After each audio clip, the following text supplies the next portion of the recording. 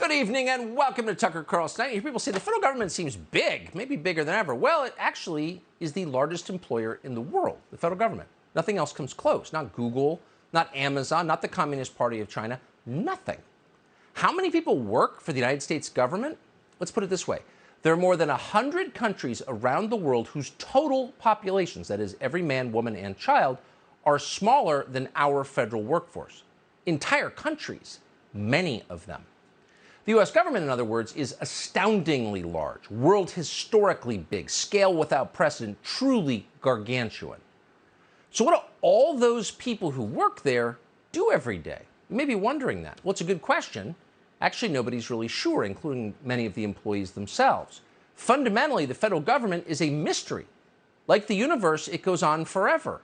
It makes you feel small thinking about it, which is probably the point. The good news is, every once in a while, our government does something you can actually understand. That happened recently when Joe Biden signed a $750 billion piece of legislation called the Inflation Reduction Act. What does the Inflation Reduction Act do? Come on, what are you, slow? The answer is right there in the name. The Inflation Reduction Act is an act that reduces inflation. It's an inflation-reducing act. And that's welcome news because inflation is indeed a problem. In fact, voters say it's the problem they worry about most. So Congress has decided to reduce it. That's how things work in Washington. You identify a crisis and then you pass a law making it illegal. Crisis solved. It's simple. Getting too hot for you this summer? No problem.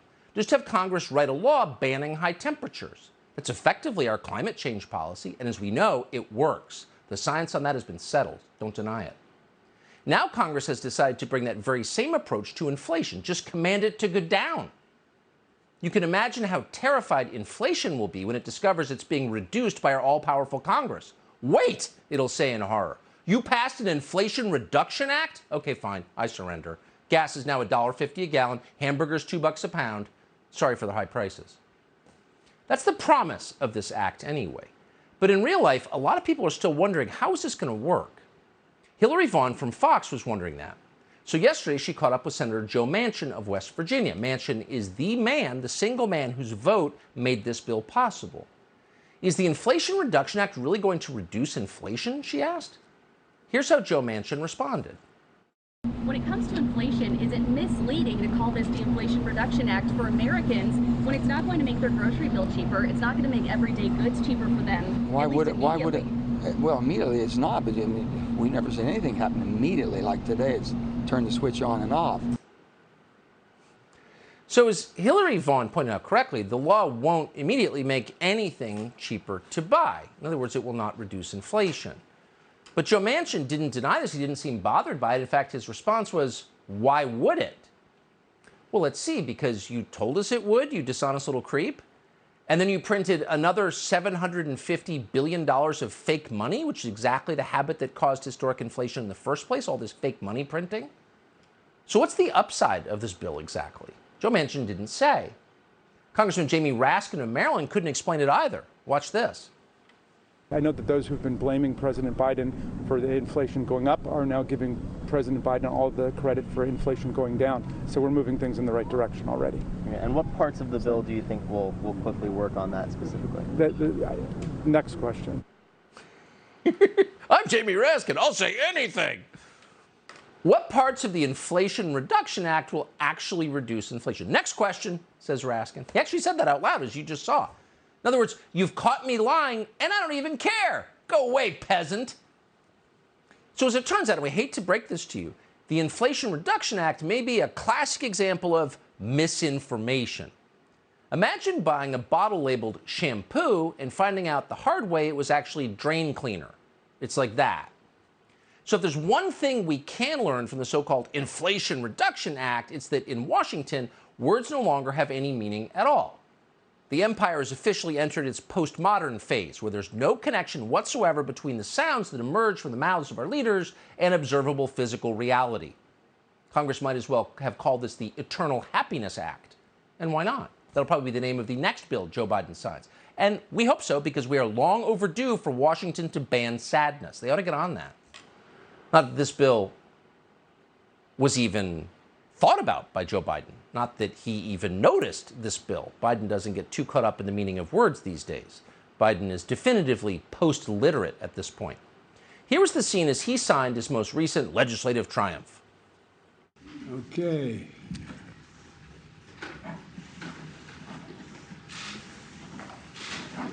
Here you go. It's now law.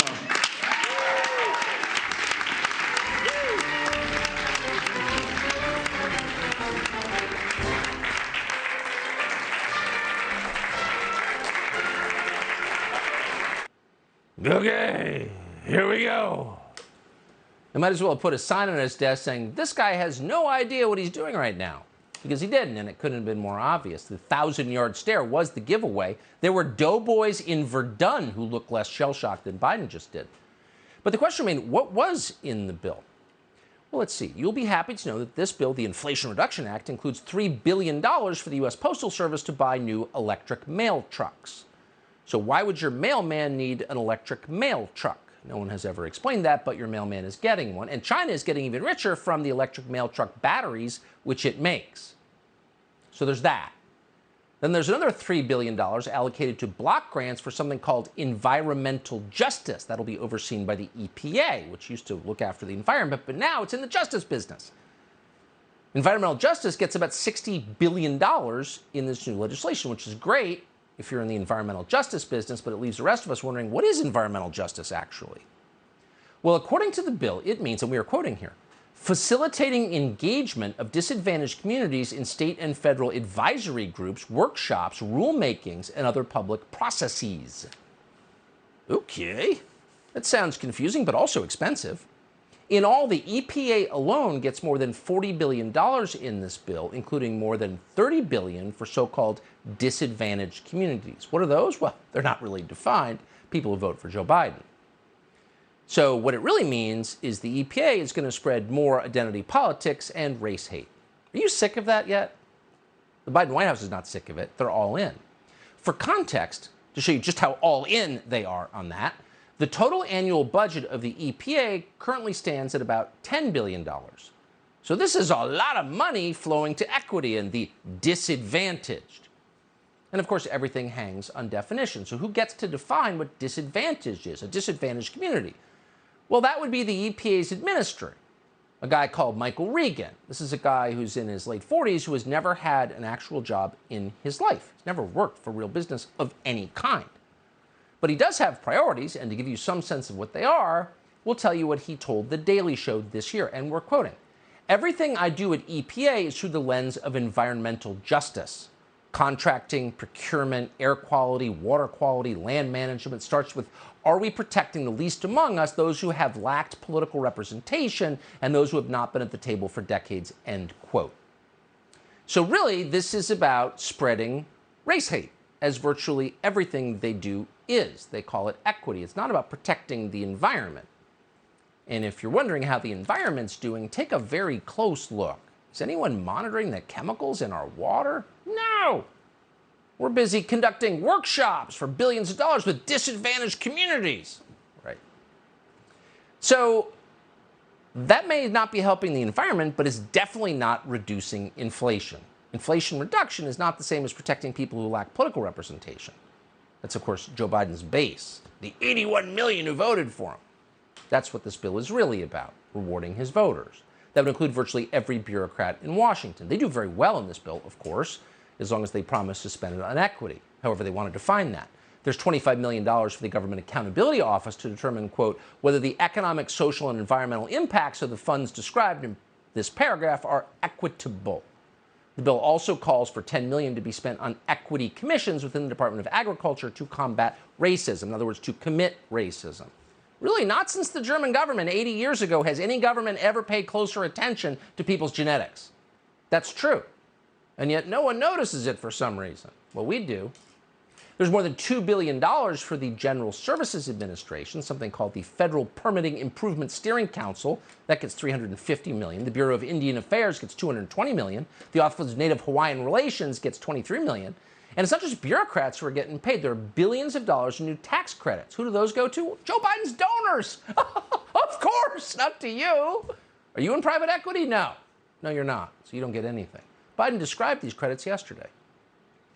The Inflation Reduction Act invests $369 billion to take the most aggressive action ever in confronting the climate crisis and strengthening our energy security. It's going to offer working families thousands of dollars in savings by providing them rebates to buy new and efficient appliances, weatherize their homes, get tax credit for purchasing heat pumps and rooftop solar, electric stoves, ovens, dryers. For a second. So you watch that and you realize maybe they are going to run him again because he doesn't actually exist. He is merely a conduit through which they change America. He has no idea what he's saying. He reads the script. He seems kind of non-threatening and out of it. That may seem embarrassing to you, a problem to you. You wonder, what does his wife think of all this? It's so demeaning and degrading. It's cruel to do this to a guy, feed him full of drugs and have him read someone else's script. But if you're trying to change the country really fast, this is very useful to you. So of course they're going to run him again. So again, to the bill. A nonprofit called Rewiring America, which supports this bill, decided to figure out how much money Americans are eligible to receive from the Inflation Reduction Act based on zip code, household income, tax filing status. So according to Rewiring in America, a married couple with one child in San Francisco, earning the median household income there of $120,000, would be eligible for nearly $12,000 in tax credits. But according to that same group, that same family of three making the median income in Youngstown, Ohio, for example, would be eligible for just $81 in tax credits. Ooh, that's weird. So the middle class gets shafted while people making 120 grand in San Francisco make out. Okay. So most Americans who are making middle class wages would be eligible for more savings only if they're willing to go out and spend thousands of dollars on things like a new heat pump water heater, an electric stove, or a heat pump clothes dryer. Right, none of which work very well. But the bigger issue is that all these tax credits for Joe Biden's base are going to increase inflation. This is the same thing that happened to college tuition when the government subsidized it. It got much more expensive. Perfect. And that's already started. As the Washington Examiner has reported, electric vehicle manufacturers are now raising the price of their cars now that the so-called Inflation Reduction Act includes a $7,500 tax credit for electric vehicles. Quote, ahead of the Inflation Reduction Act extending the tax credit of up to $7,500 for purchases of new electric and hybrid vehicles, Ford and GM announced price increases at similar rates. You following this? So the government pays you back your own money to buy a product, and then the manufacturer of the product raises the cost of that same product by the same amount. Oh, so it's a subsidy for them, not savings for you. Last week, Ford announced price hikes between $6,000 and $8,500 for most of its lineup of its F-150 Lightning electric vehicles, while General Motors upped its electric Hummer costs by $6,250 last month. So what is that? They don't want to answer the question because the only potentially deflationary aspect of this bill is the tax increase, which is, of course, probably not a good idea when you're in a recession. But our government is not willing to cut spending and stop printing money, so instead their solution is to take money from you. This is classic, right? So you print all the money you want because you hold the reserve currency, and then when inflation goes up, you just try and pull it out of the system through taxation. That's modern monetary theory. Look it up. According to the Congressional Budget Office, this act will cost the middle class $20 billion a year in new taxes. The Joint Committee on Taxation has concluded that under this bill, 61% of taxpayers making between 40 and 50 grand will see a tax increase. 91% of Americans making between 75 and 100 will see their taxes go up, and 97% of Americans making between 100 and 200 will see their taxes go up. So if you're making 100 grand in Arlington, Virginia, are you rich? Oh no, you're barely scraping by. So it turns out that Biden was lying. Just yesterday, he told us that no one making under $400,000 a year will see their taxes go up. Watch. And I'm keeping my campaign commitment. No one, let me emphasize, no one earning less than $400,000 a year will pay a penny more in federal taxes. Folks. Yeah, not a penny more. I mean, again, you can't blame the guy. He's just a mannequin. But whoever wrote that knew he was lying. There is one group of Americans who will not pay more under that bill, and that's Biden's donors. the richest people in the country. Thanks to the Democratic Party's hedge fund support, and they have a lot of that in the private equity world, the final revision of this bill keeps the carried interest loophole in our tax code. That means that people who work in finance, many parts of finance, are able to report their income as interest and pay half the taxes that you do. No one can defend this policy. It is indefensible. Even the people who benefit from it will not defend it. They're embarrassed of it. They take advantage of it, of course. But it's a scam, and everybody knows it. And yet it remains in our tax code because they paid off the Democratic senator from Arizona and a bunch of others. So just in case the message wasn't clear, the bill gives the IRS another $80 billion to hire 87,000 new auditors. So what do those new auditors, those armed auditors at the IRS, have to do with a tax code this unfair? Well, the truth is, if you have a tax code this unfair and it keeps getting more unfair every year, you have to hire armed goons to make people obey, because they won't otherwise. 87,000 new armed IRS agents. How many is that? Well, for perspective, the IRS currently has about 78,000 total. So this bill will make the IRS larger than the army of the nation of Italy, also the nation of the Philippines, also the UK. What? Thanks, Joe Manchin. So what are all those agents going to be doing? Well, we're not sure, but we do have an IRS training video for you. Watch.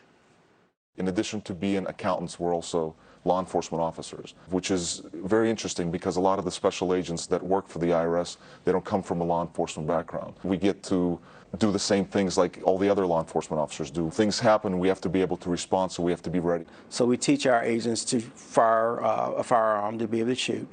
We teach them defensive tactics and methods of defending themselves and protecting others as well. So they go through that entire process so that not only can they analyze records, but they also have that law enforcement component. So in an actual democracy, IRS agents should be taught to be polite. But under Joe Biden, IRS agents are taught, quote, to shoot. How's that not war on the population of the country? Subscribe to the Fox News YouTube channel to catch our nightly opens, stories that are changing the world and changing your life. From Tucker Carlson Tonight.